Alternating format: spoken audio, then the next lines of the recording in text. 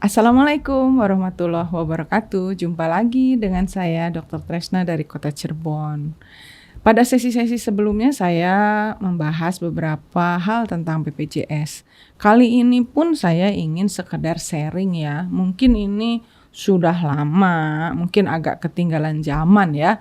Tapi sampai saat ini kelihatannya masih banyak dari pasien-pasien yang belum paham tentang adanya mobile JKN. Pada awalnya dulu pernah disosialisasikan tentang mobile JKN, tapi belum seperti saat-saat ini. Dulu hanya diterangkan bahwa semua data bisa ada di mobile JKN loh. Tidak perlu lagi pakai kartu, karena di mobile JKN apabila data kita sudah dimasukkan, kartunya sudah ada di situ, data kita ada. Misalnya saya dengan keluarga saya ada semua di mobile JKN di handphone saya yang saya download. Nah, 1 tahun yang lalu kalau nggak salah ya sudah mulai ramai kita diwajibkan untuk download aplikasi mobile JKN. Nah, belum begitu paham nih masyarakat karena sebagian ada yang tidak punya handphone, ada yang tidak bisa memakai handphone, ada yang tidak bisa baca, ada yang sudah sepuh, dan lain sebagainya.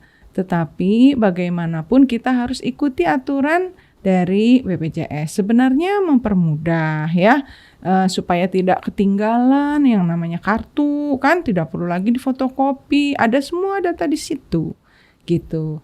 Tapi karena memang belum terbiasa dengan adanya aplikasi di handphone, sebagian orang merasa itu dipersulit. Padahal diciptakan itu untuk memudahkan.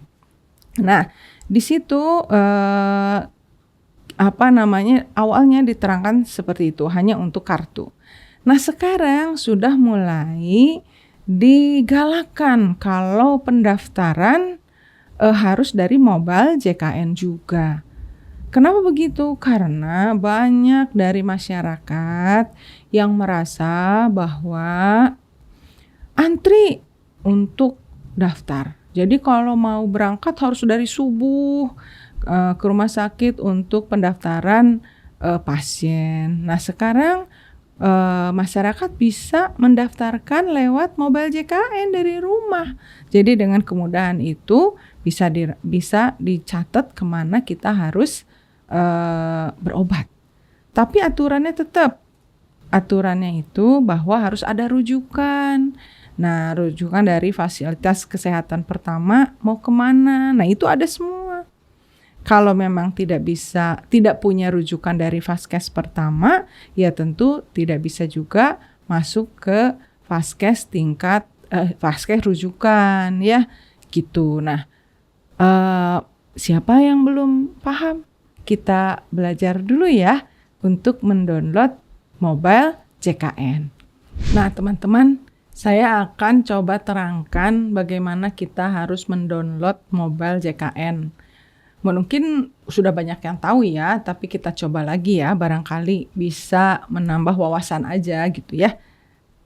Nah, sebentar. Ya, kita buka ke Google Play Store. Nah, ini adalah Google Play Store, diklik, kemudian dicari tulisannya judulnya Mobile JKN. Mobile JKN. Sekarang semua sudah tahu tuh mobile JKN. Nah, di sini akan terlihat yang namanya mobile JKN itu dengan logo tulisannya mobile JKN dengan jari tulisannya ya. Di sini kita buka mobile JKN-nya. Wah, muncul nih mobile JKN. Nah, di sini sudah ada layar, tapi di sini belum masuk siapakah yang menjadi anggota dari mobile JKN. Di sini ada tangkapan layar bahwa ada masuk harus daftar, kita harus daftar. Lalu ada info program JKN, telehealth ya. info riwayat pelayanan dan lain sebagainya. Tapi kita kalau memang belum pernah mendaftarkan, berarti kita daftar dulu sebagai peserta baru. Nanti kalau sudah ada peserta baru, nanti akan ada data info peserta. Nah, setelah ada info peserta, nanti baru kita bisa melaksanakan pendaftaran layanan nih di antrian, karena di sini akan muncul data-data semuanya gitu. Nah, gimana sih cara mendaftarnya? Nah, kita klik aja pendaftaran. Nah, di sini ada masuk. Nah, di sini ada login ya, masuk atau kembali. Kita harus masuk, klik aja masuk. Di sini kita kalau masih baru berarti kita harus daftar. Di sini ada nomor induk NIK, nomor induk kepegawaian harus dimasukkan, nama lengkap, tanggal lahir, dan captcha-nya yang ada di sini harus diisi. Karena saya sudah ada di handphone lain, saya tidak boleh masuk ke sini. Nah, teman-teman ikuti saja semuanya, masukkan data handphone yang masih aktif. Gitu. Kalau tidak aktif nanti akan ada verifikasi. Jadi dari data ini akan memverifikasi ke nomor handphone yang masih aktif yang Bapak Ibu pegang. Nah, nanti dari situ diverifikasi oleh handphonenya. Setelah itu nanti akan ada email. Email pun harus dimasukkan ke sini untuk verifikasi. Jadi mau tidak mau untuk orang yang tidak bisa ya harus memaksakan diri untuk bisa mengikuti ini. Karena kedepannya pun kita KTP akan lewat aplikasi juga ya, apa sih namanya IKD ya, pendudukan digital. Jadi semuanya serba lewat aplikasi. Nah, setelah itu nanti kita akan lihat bagaimana yang sudah terdaftar. Saya lihatkan yang punya saya ya. Nah, jangan lupa juga nih, pulsanya harus ada. Kenapa? Karena kan nanti akan ada verifikasi nih. Dikirim SMS ke handphone kita. Berarti pulsa kita di nomor tersebut harus ada pulsanya. Harus ada kuota minimal 1.000 supaya bisa menjawab SMS dan kemudian dikirim kembali kepada kita. Gitu, kepada aplikasi ini. Baik email maupun nomor handphonenya ya. Begitu nih teman-teman, itu cara kita untuk mendownload. Saya akan memperlihatkan yang punya saya ya. Oke, nah tadi kan teman-teman sudah lihat ya bagaimana cara downloadnya, bagaimana melihat aplikasinya dari Play Store. Nah sekarang saya mau kasih lihat yang namanya mobile JKN yang sudah terdata.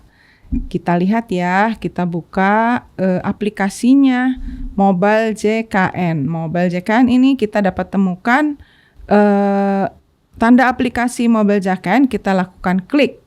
Nah, di sini terdapat data nih, ada data nama saya ya. Nah, di sini juga ada info peserta. Di sini akan kelihatan info peserta tuh. Ada nama saya, ada anak-anak saya tuh ya. Jadi bisa kelihatan kalau di sini kita tidak perlu lagi membawa kartu karena data ada di sini gitu. Kita cukup kalau ke rumah sakit membawa handphone ini dan data sudah ada. Nah, apabila kita mau menambah peserta pun boleh. Di sini kan ada pendaftaran kalau memang saya ada anggota lain yang ingin didaftarkan. Atau saya mau mencari info lokasi Vaskes ada di mana. Kita cari juga Vaskes yang terdekat. Nah, di sini ada yang terdekat dari rumah saya itu si Topeng ya. Ada Kali Jaga Permai, Kali Tanjung dan lain sebagainya. Jadi semua ada di aplikasi ini. Nah, apabila kita mau melakukan perubahan, di sini pun ada untuk perubahan data peserta. Nah, di sini sudah ada nama saya dan juga kartunya, ada datanya. Nah, di sini apabila mau diganti alamat email, alamat surat atau Vaskes, itu bisa dilakukan di bagian untuk perubahan data.